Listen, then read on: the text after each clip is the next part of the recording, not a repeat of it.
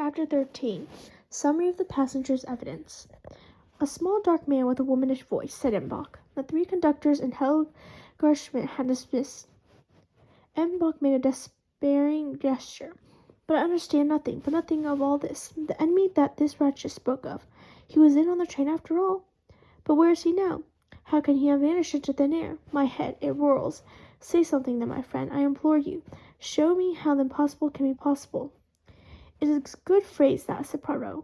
The impossible cannot happen. Therefore, the impossible must be possible in spite of appearances. Explain to me then, quickly, what actually happened on the train last night. I am not a magician, monsieur. I am, like you, a very puzzled man. This affair advances in a very strange manner.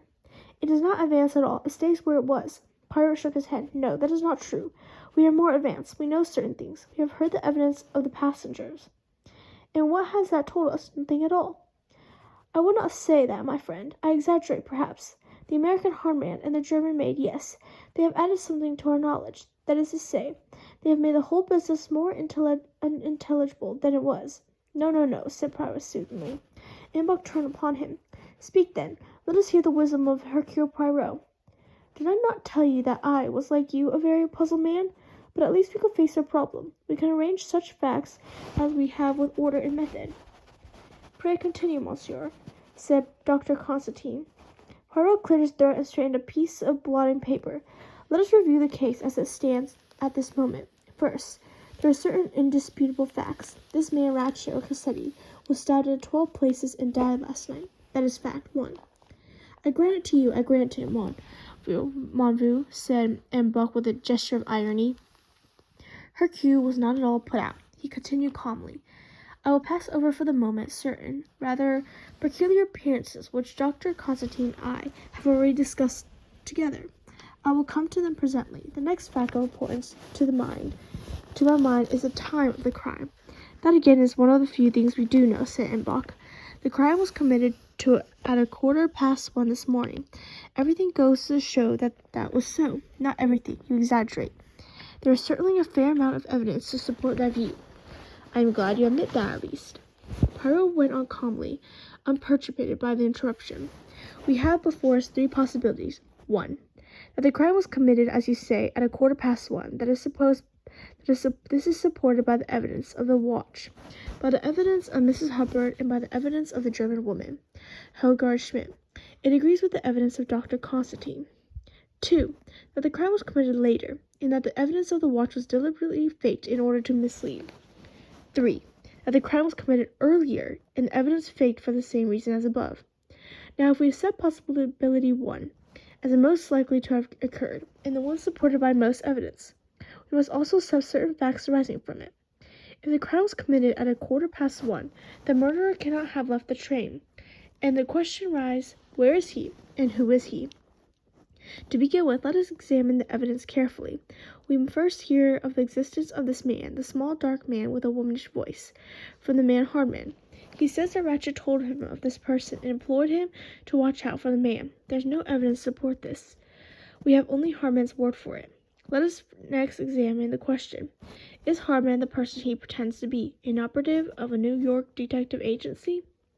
What to my mind is so interesting in this case is that we have none of the facilities afforded to the police. We cannot investigate the bona fides of any of these people. We have to rely solely on deduction. That, to me, makes the matter very much more interesting. There is no routine work. It is all a matter of intellect. I ask myself, can we accept Hardman's account of himself? I made my decision, and I answer yes. I am of the opinion that we can accept Hardman's account of himself. You rely on the intuition? What the American calls a hunch? Asked Dr. Constantine. Not at all. I regard the probabilities.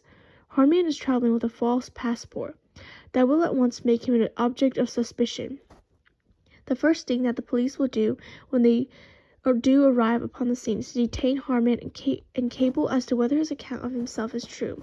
In the case of many of the passengers, to establish their bona fides will be difficult. In most cases, it will probably not be attempted, especially since there seems nothing in the way of suspicion attaching to them. But in Hardman's case, it is simple. Either he is the person he represents himself to be, or he is not. Therefore, I say that all will prove to be in order. You acquit him of suspicion? Not at all. You must understand me. For all I know, any American detective might have his own private reasons for wishing to murder Ratchet. No, what I am saying is that I think we can accept Harmon's own account of himself. This story, then, that he tells of Ratchet seeking him out and employing him is not unlikely. It is most probably, though not of course certainly, true. If we are going to accept it as true, we must see if there is any confirmation of it. We find it in rather an unlikely place in the evidence of Hildegard Schmidt. Her description of the man she saw in wagon-lit uniform tallies exactly. Is there any confirmation of those two stories? There is.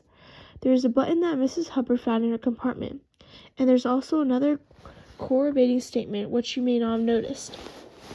What is that? The fact that both Colonel Arbuthnot and Hector McQueen mentioned that the conductor passed their carriage. They attached no importance to the fact, but Monsieur's Pierre Michel had declared that he did not leave his seat except on certain specified occasions, none of which would have taken him down to that far end of the coach past the compartment in which Arbuthnot and McQueen were sitting.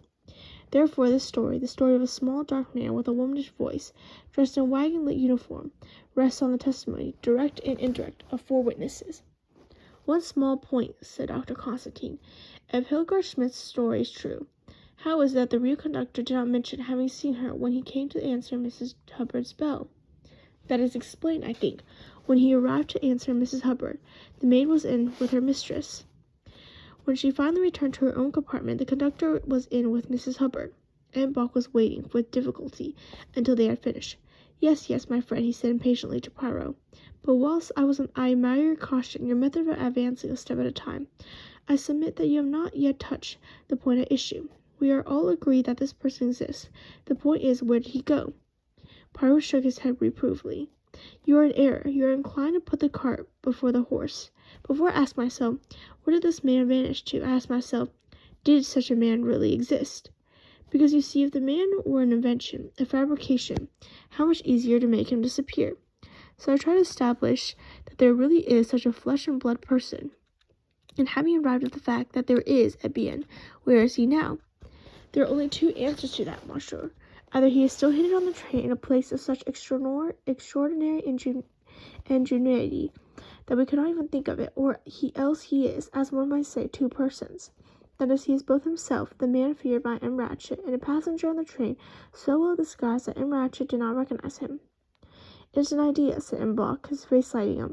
Then it clouded over again. But there is one objection. Poirot took the words out of his mouth. The height of the man. It is that you say?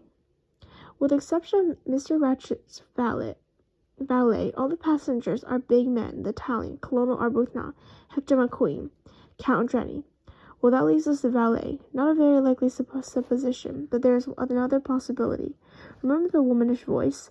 That gives a choice of alternatives. The man might be disguised as a woman, or alternatively, he may actually be a woman. A tall woman dressed in men's clothes will look small. But perhaps Ratchet would have known. Perhaps he did know. Perhaps already this woman had attempted his life wearing a man's clothes, the better to accomplish her purpose. Ratchet may have guessed that she would use the same trick again, so she tells Harmon to look for a man. But he mentions, however, a womanish voice. It is a possibility, said M. Bach, but listen, my friend. I think I should not now tell you of certain inconsistencies noticed by Dr. Constantine. He retailed at length the conclusion that he and the doctor had arrived at together from the nature of the dead man's wounds. M. Bach groaned and held his head again. I know, said Poirot sympathetically. I know exactly how you feel. The head spins, does it not? The whole thing is a fantasy, cried M. Bach. Exactly. It is absurd, improbable. It cannot be. So I myself had said, and yet, my friend, there it is. One cannot escape from the facts. It is madness, is it not? It is so mad, my friend, that sometimes I am haunted by the sensation that really it must be very simple. But that is only one of my little ideas. 2 murderers, groaned M. Bach, and on the Orient Express. The thought almost made him weep. And now let us make the fantasy more fantastic, said Poirot cheerfully. Last night on the train there are 2 mysterious strangers. There is a wagon-lit attendant answering to the description given us by M. Hardman, and seen by Hildegard Schmidt, Colonel Arbuthnot, and M. McQueen. There is also a woman in a red kimono, a tall, slim woman, seen by Pierre, Michelle, Miss Debenham, and McQueen, and myself, and smelt, I may say, by Colonel Arbuthnot. Who was she? No one on the train admits to having a scarlet kimono. She, too, has vanished. Was she one and the same with the spurious wagon-lit attendant? Or was she some quite distinct personality? Where are they, these two? And incidentally, where are the wagon-lit uniform and the scarlet kimono? Ah, that is something definite, and Buck sprang up eagerly. We must search all the passengers' luggage. Yes, that would be something. Poirot rose also. I will make a prophecy, he said. You know where they are? I have a little idea. Where, then? You will find the scarlet kimono in the baggage of one of the men, and you will find the uniform of the wagon-lit conductor in the baggage of Hilgard Schmidt. Hilgard Schmidt, you think? No, not what you're thinking. I will put it like this. If Hilgard Schmidt is guilty, the uniform may be found in her baggage, but if she is innocent, it certainly will be. But how?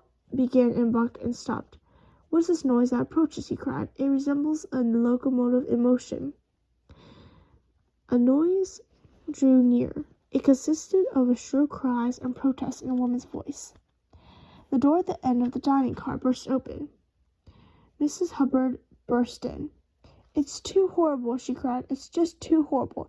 In my sponge bag, a great knife all over blood. And suddenly toppling over, she fainted heavily on Embach's shoulder.